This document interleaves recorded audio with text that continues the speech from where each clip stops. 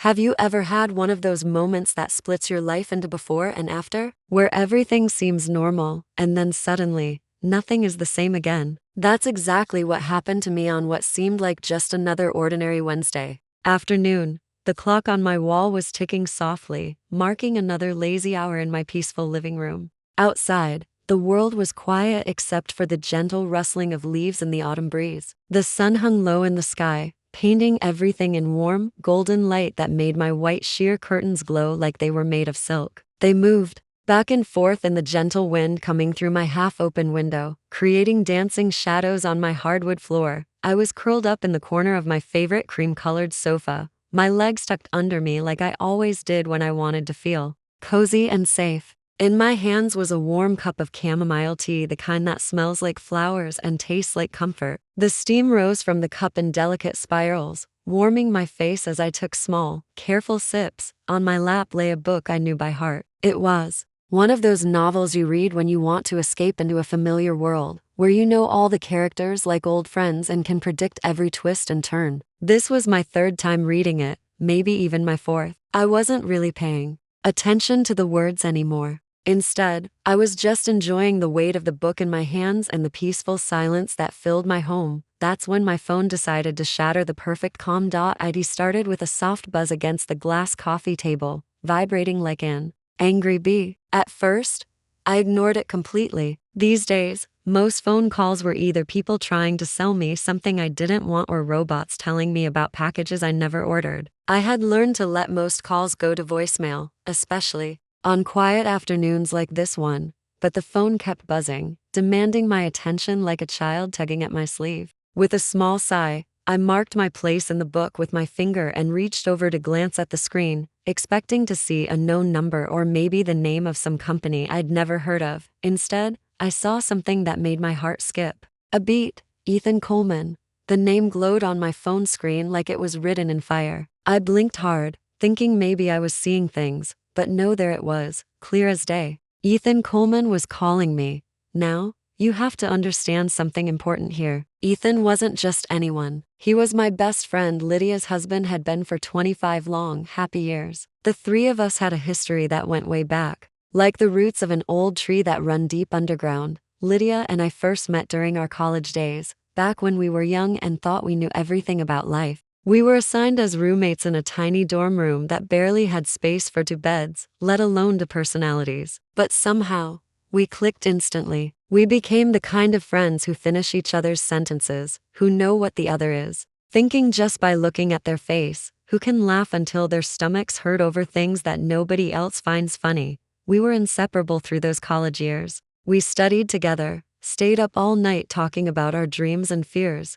traveled to new places during summer breaks, and supported each other through heartbreaks and victories. When graduation came, we promised we'd stay close forever, and unlike most college promises, we actually kept that one. Then, in our late 20s, when we were both trying to figure out what being a real adult actually meant, Lydia met Ethan. She came home from a coffee shop one day with this huge smile on her face, practically glowing with excitement. I met someone, she said, and I knew right away that this someone was special. Ethan was exactly the kind of man you'd want your best friend to fall in love with. He wasn't flashy or dramatic, he was steady, like a lighthouse in a storm. He had this quiet way about him that made you feel calm and safe. His charm wasn't the loud, attention-grabbing kind. It was gentle and real, the kind that grows on you slowly, like watching a sunrise. He had kind eyes that crinkled at the corners when he smiled, and he always seemed to know exactly what to say to make Lydia laugh. He remembered little details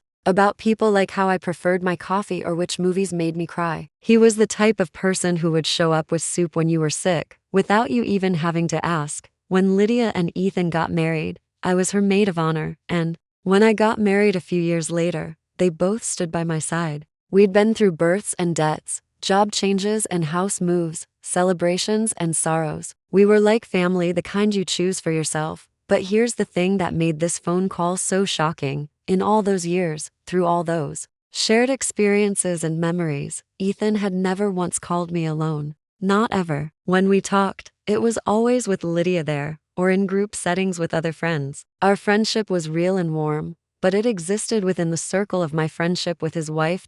So seeing his name on my phone, calling me by himself in the middle of a quiet Wednesday afternoon, felt like the ground was shifting under my feet. My hands started to shake slightly as I stared at his name on the screen. 1,000 worried thoughts raced through my mind like cars speeding down a highway. Was Lydia okay? Had something terrible happened to her? Were one of their kids hurt? Had there been an accident? The phone kept buzzing in my hand, waiting for me to make a decision. Part of me wanted to let it go to voicemail, to pretend I hadn't seen it and deal with whatever news it brought later. But I couldn't do that. This was Ethan, and if he was calling me alone, it had to be important. I took a deep breath, set my teacup down on the coffee table with a small clink, and swiped to answer the call. "Hey, Ethan," I said, trying my best to sound normal and relaxed, though my voice came out a little higher than usual. "Is everything all right?" There was a pause on the other end of the line, not a long one, but long enough to make my heart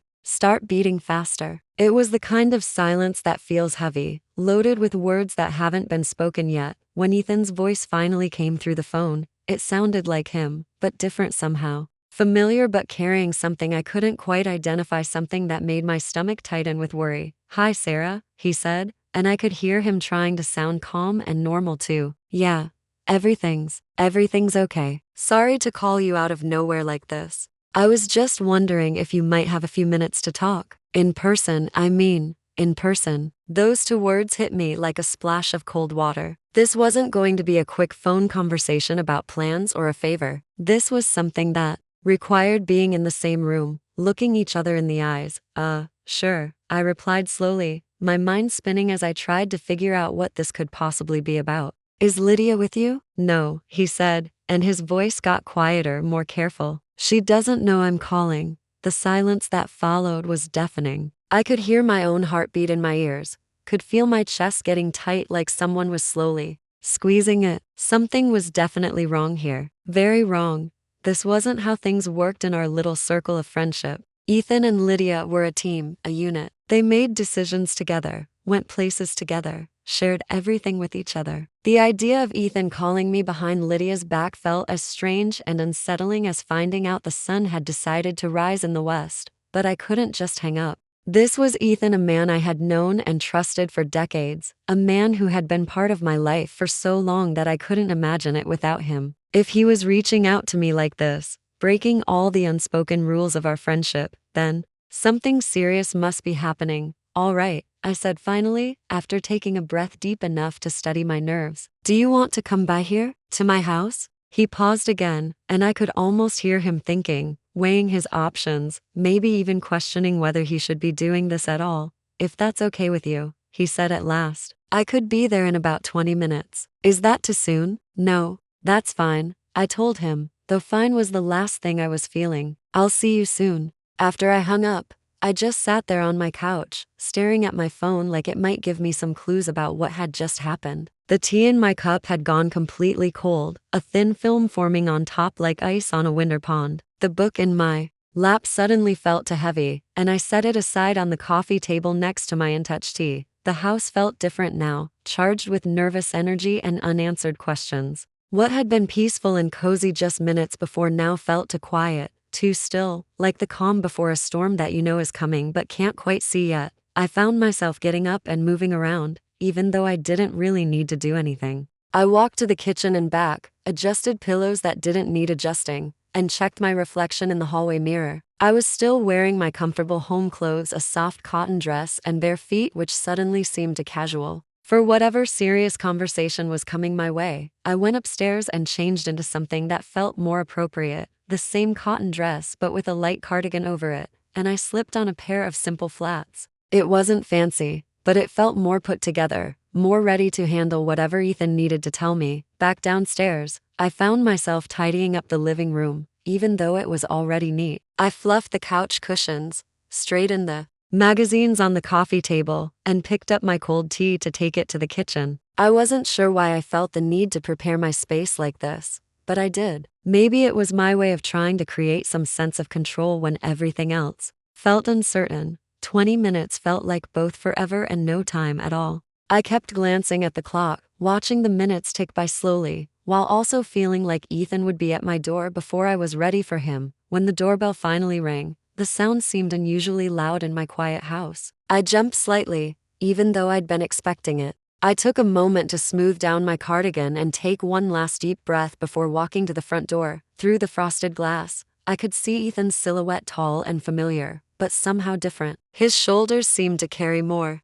weight than I remembered. I opened the door, and there he was. Ethan stood on my front porch with his hands buried deep in the pockets of his navy blue jacket, the one I'd seen him wear 100 times before. But something about him looked different, older somehow, like time had been harder on him recently than it should have been. His face, which usually carried an expression of quiet contentment, looked tired and worn. There were lines around his eyes that seemed deeper than before, and his usually neat hair looked like he'd been running his fingers through it. He looked like a man who hadn't been sleeping well, who had been carrying heavy thoughts around with him for too long. "Hi," he said simply, his voice gentle but strained. "Hi," I replied, stepping back and gesturing for him to come inside. "Come on in." He moved past me into my house, and I noticed he walked more slowly than usual, like each step required extra thought. In my living room, he stood for a moment looking around like he was seeing the space for the first time, even though he'd been here dozens of times before with Lydia for game nights,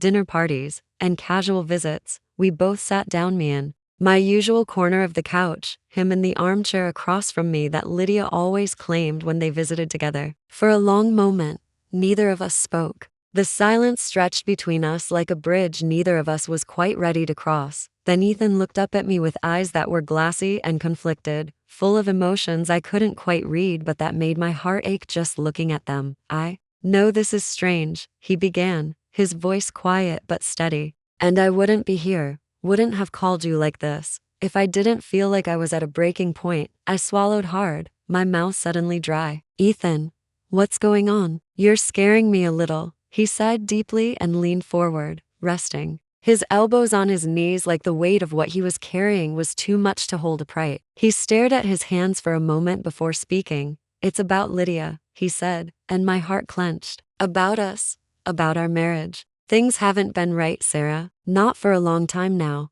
I felt like all the air had been sucked out of the room. Lydia had never mentioned anything being wrong, not once. In all our conversations, all our coffee dates and phone calls and text messages, she had never said a word about problems in her marriage. "We're not talking anymore," Ethan continued, his voice getting quieter, more pained. "Not really talking. I mean, we discuss schedules and bills and what needs to be picked up from the store, but we're not connecting. It's like we're just two people who happen to live in the same house, going through the motions of being married without actually being together." He paused, and I could see him struggling with the words, trying to find the right way to explain something that probably felt too big and complicated for language. "It's like she's drifted away from me," he said finally, "or maybe I've drifted away from her. I don't even know anymore. All I know is that somewhere along the way, we stopped seeing each other, really seeing each other." His voice cracked slightly. On those last words, and for the first time since I'd known him, I saw Ethan as truly vulnerable, not just tired or stressed,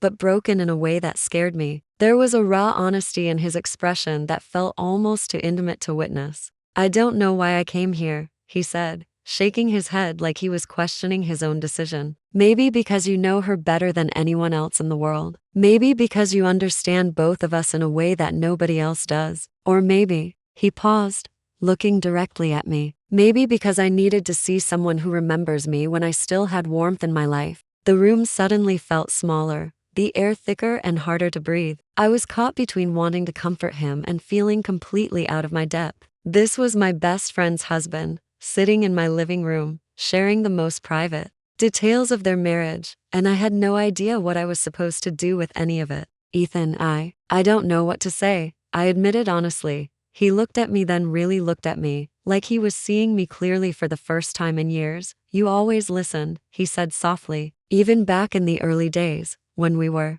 all just figuring out how to be friends. You always really heard what people were saying. You always cared about the details that mattered. And I've missed that, Sarah. I've missed being around someone who actually sees me." His words hung in the air between us, carrying more weight and meaning than I was comfortable with. They felt too personal, too intimate for the boundaries of our friendship, but they also felt painfully honest, like he was sharing something he'd been holding inside for too long. I didn't speak because I couldn't. My mind was racing with questions and concerns and emotions I didn't know how to sort through. What was I supposed to say to this? What was the right response when your best friend's husband tells you their marriage is falling apart? After a moment of heavy silence, Ethan spoke again, his voice even quieter than before. Can I just sit here with you for a while? He asked. I won't say anything more about it. I won't put you in an uncomfortable position. I need to be around someone who feels safe right now. Someone who feels like home.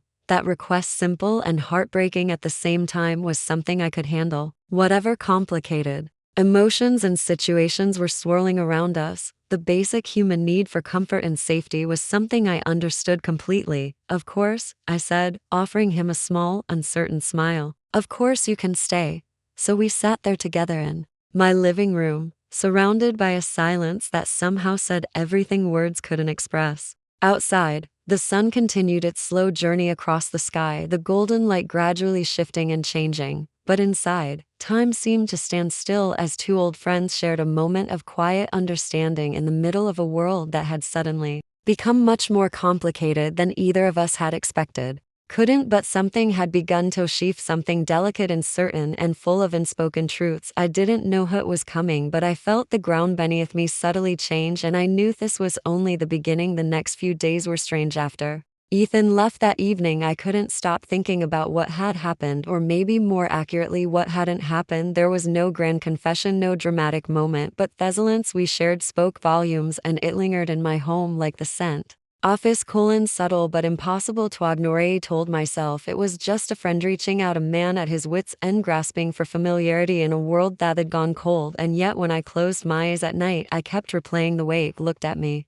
Not romantic exactly, but deeply personal, like he saw something in me he hadn't seen in a long time, and that unsettled me. Didn't tell Lydia. How could I? She was my best friend, and yet in that moment I felt like I was carrying a part of Ethan that wasn't meant for her, or maybe I'd had once been, but he no longer knew how to share it with her. 3 days passed before I heard from him again. Another text, simple, careful. Would you mind if we talked to Jagan coffee just to clear the air? Beatty stared at the message. For a long time I could have said no, probably should have said no, but something in me wanted to understand, wanted to know where this was going. If anywhere, so we agreed. We met at a quiet cafe tucked in a row of bookstores on the edge of town. It was a place we all used to go in our younger days, back when life felt wide open and nothing felt quite so complicated. He was already there when he arrived, sitting at a small table in the corner, his hands wrapped around a cup of black coffee. He smiled when he saw me. Aided tentative. Esmal, thanks for coming, he said as I sat down. I wasn't sure I would admit it, but I figured we had more to talk about. He nodded slowly. Yeah, we do. There was a pause. There he spoke again, eyes fixed on the steam rising from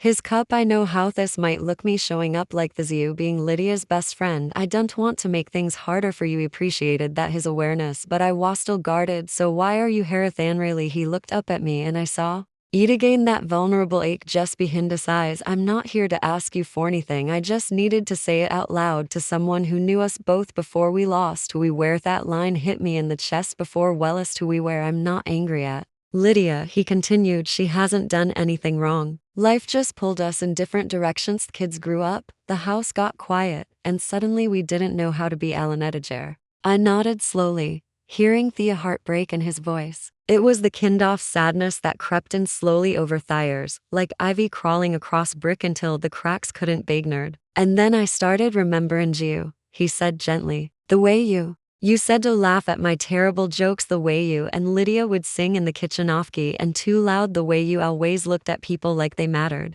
His words wrapped around me, warm and confusing all at once. You never looked past me, he added, and lately I've needed that. I swallowed hard, unsure what to do with the truth he was laying out before me. Ethan, I care about you, I always have, but this, whatever this is, it's dangerous territory. He nodded. I know, that's why I'm not asking for anything. I just needed you to understand why I showed up the other night. I needed to remember that connection still exists in the world somewhere. I looked down at my hands folded in my lap. I never expected this. I whispered, from you, from us. Neither did I, said, but here we are. The moment stretched between us like a tightrope, fragile, intense. Finally he sighed and stood. I should go. I stood too, not sure how to tone a conversation. Like this, a hug felt too personal, a handshake too formal, so just stood there facing each other in the quiet of that little cafe, both of you unsure of the rules anymore. Take care of yourself, Sarah, he said softly, you too then. And then he walked out, leaving behind the faint echo of words I wasn't sure I was ready to hear. As I watched him disappear down the street, something shifted inside me. Not a love awakened exactly, but a part of me I hadn't touched in years stirred.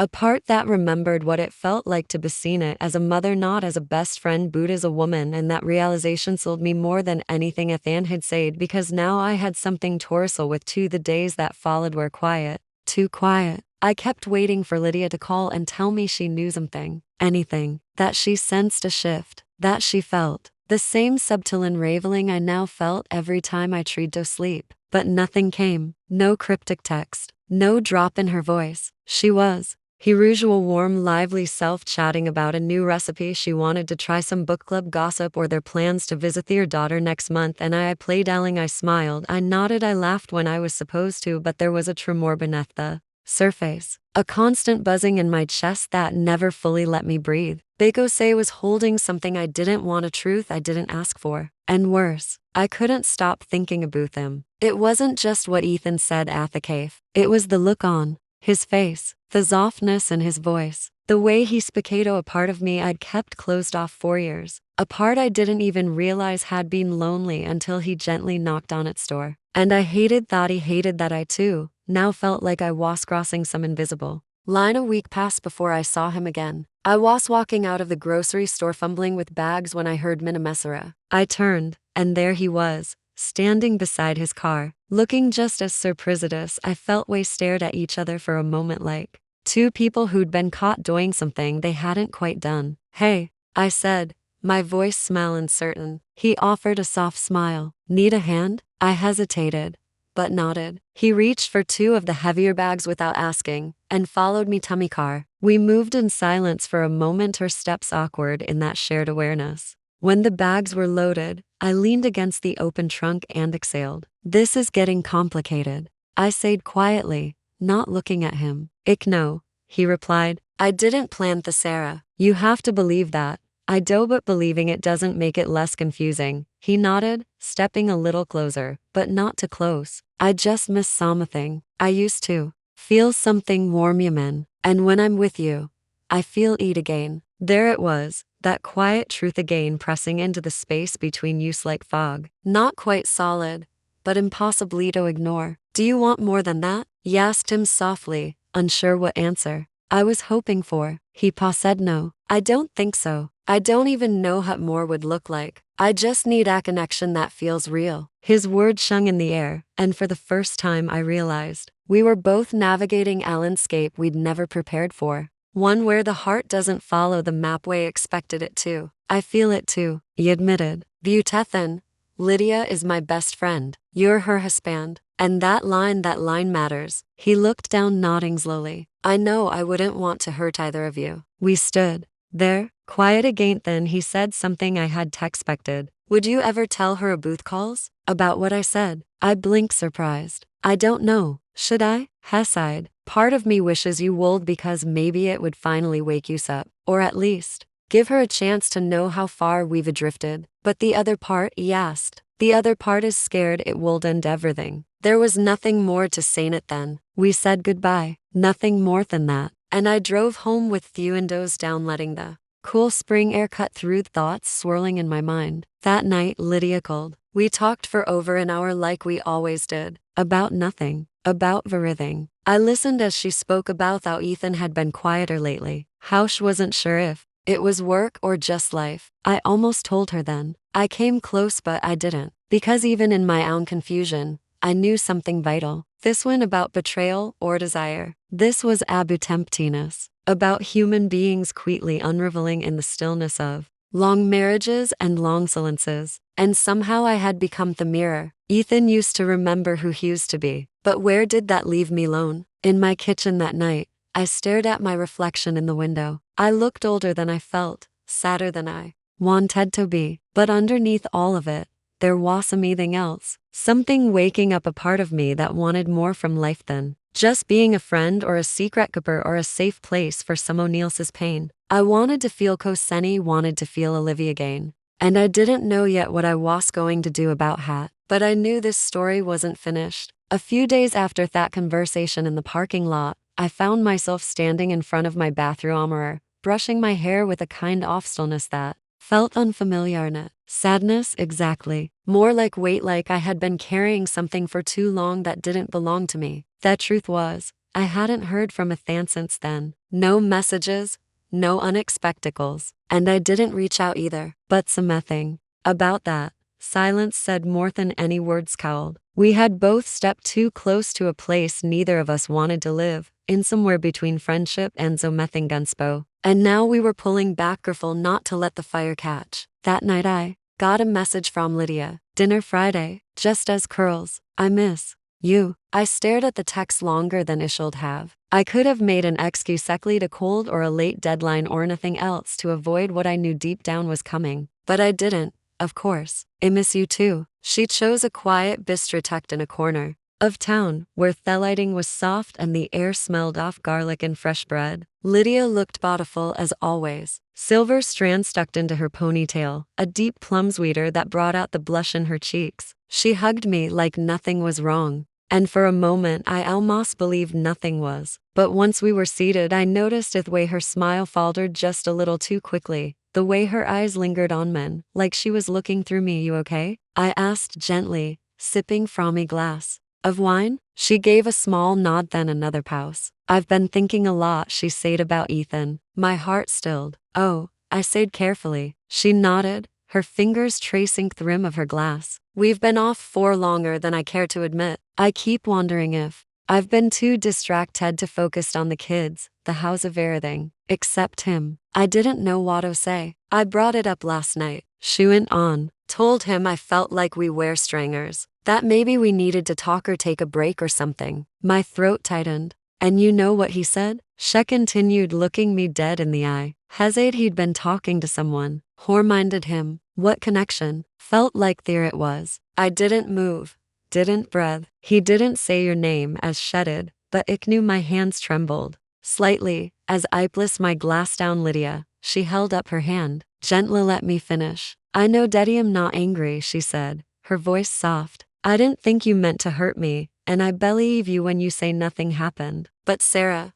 you're my best friend and you're part of my marriage. In a way you always have been. Tears sprang to my eyes. I didn't ask for this, Lyd, I whispered. I know, she said, but we're here now, and I have to decide what that means for me. And you do too. I reached for her hand across the table. She didn't pull away, but her grip was lighter than I'd used to be. I'm sorry, I said, voice cracking. I never wanted to be part of that distance between you two. I never wanted to be the person he turned to. Ich know, she repeated. There was a long silence between us, one of those silences that stretches Thistle. And then she said something I'll never forget. Do you still believe in second chances, Sarah? I looked at her, eyes shining. I too, but I think sometimes these chances for ourselves, in the weeks that followed, things changed quietly. Respectful. Lydia and Ethan began counseling. It was her idea, he agreed, and though I didn't hear much after that, I knew it was Aquais born out of love, or at least the hope of finding it again. As for me, I stepped away from both of them, not out of guilt, but out of clarity, because somewhere in the silence she had discovered something important. I was lonely too, not for Ethan, not for any one person, but for me, for the version of myself that had once believed in joy without boundaries, in connection without compromise. I started walking more, revealing a little, picking up my camera again. I even signed up for a weekend writing retreat upstate. Just me, a cabin and a blank notebook, and slowly I began to feel the weight lift. The story I thought was about a man turned out to be about myself, about waking up, about letting go of what could have been and kissing instead what can still be. And that, I've learned, is where the real love story begins.